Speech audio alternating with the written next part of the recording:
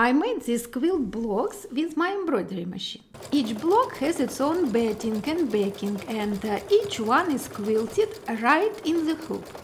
So, do you know how to connect them to make a baby blanket? That's what I want to show you today. I'm going to use Quilt-As-You-Go technique. This approach is great because it lets us handle smaller, easier sections instead of wrestling with the whole quilt top at once. The best part? You don't need a long carve machine. You quilt each block separately and then connect them to form a large quilt. It makes creating large quilts much easier, no matter what machine or space you have. The first step is to trim all the quilted blocks to the same size. This is the key for a polished final product.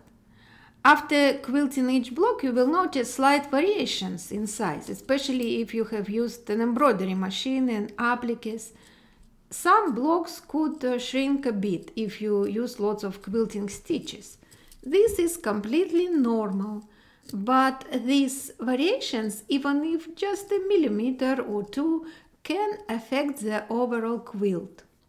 To mitigate shrinkage, I stitch a guideline square around each block in the final step of my embroidery process. This helps keep the blocks roughly the same size, but still doesn't eliminate all discrepancies. Then I select one block without any applique to serve as my model. This block will be my standard for trimming the others. Next, I place this model quilt block on top of another quilt block, aligning two sides perfectly. I use a fabric marker to mark the other two sides of the underlying block. I carefully trim the excess fabric along the marked lines on all sides. Two lines are marked with stitches and other two are marked with a marker. This will ensure that all my blocks are exactly the same size. Next, cut the strips. The strips will be used to join quilt blocks together. Cut strips for the front side of the quilt that are 1 inch wide and as long as your blocks, or a bit longer. Cut strips for the back side of the quilt that are 2 inches wide and as long as your blocks. Fold each 2-inch strip in half lengthwise and press it to create a crisp fold. Now it's time to start joining the blocks. Take the 2-inch folded strip that you prepared earlier, lay it down on the back of your first block.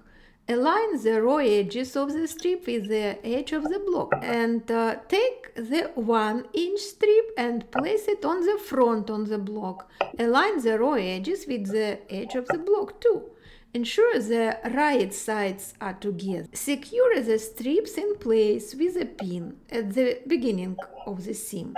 This will help keep it aligned as you work. You can use additional pins to secure the strips to the block, but I have found it unnecessary. The single pin at the beginning of the seam is usually enough to start stitching. Place your pinned block and strips under the presser foot.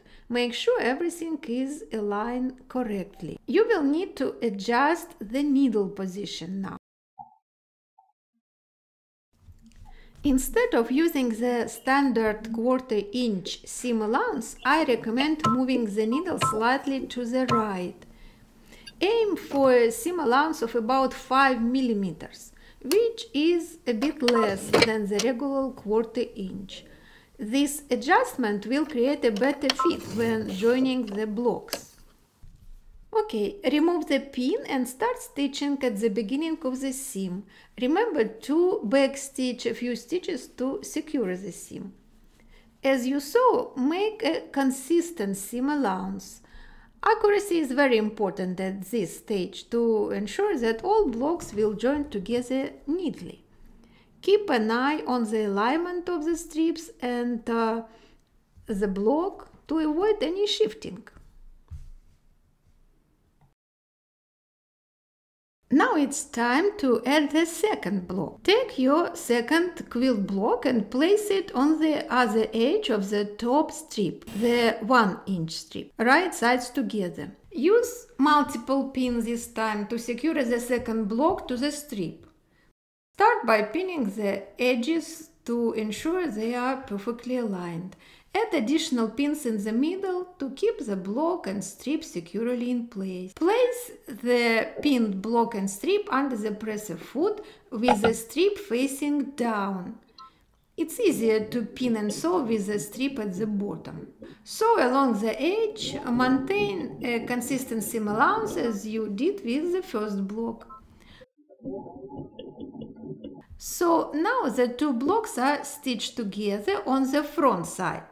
And we need to secure the back and complete the joining process. Press the seams on the front side using an iron. This helps to set the seams. Flip the blocks over to the back side. The raw edges of the two blocks should lay next to each other if you followed the recommended seam allowance. Take the folded strip from the back and flip it over to cover the raw edges of the two blocks. Press the strip so it lays flat and covers the seams neatly. You have two options for securing the strip: stitch in the ditch and hand sewing. I am going with the first option. On the right side of the quilt, stitch in the ditch to secure the folded strip on the back.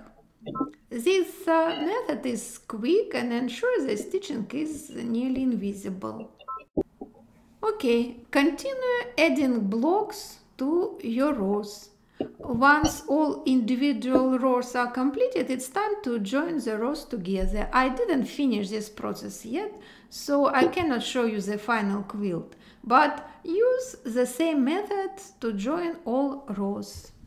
Well, my friends, as you can see, my Quilt-As-You-Go masterpiece is almost complete. I just need to connect the rows. But that's the beauty of quilting, isn't it? It's a journey, not a destination. So, while I put the finishing touches on this quilt, I want to hear from you. Share your own Quilt-As-You-Go tips in the comments below. And if you found this video helpful, don't forget to give it a big thumbs up and subscribe to my channel for more quilting shenanigans.